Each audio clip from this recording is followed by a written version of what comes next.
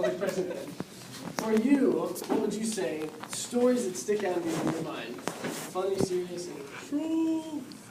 I was trying to rack my brain because there's several, and the stories I thought of were more of like, I didn't witness them because I was either asleep or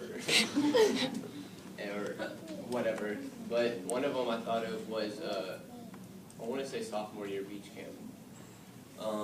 Was using pizza to try to get the birds and try to catch them with Joe and I want to say Ryan Dozier. We were kind of like crouched with some pizza and we looked like fools trying to like catch something.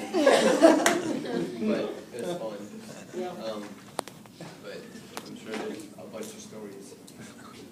There are a bunch of stories. We have some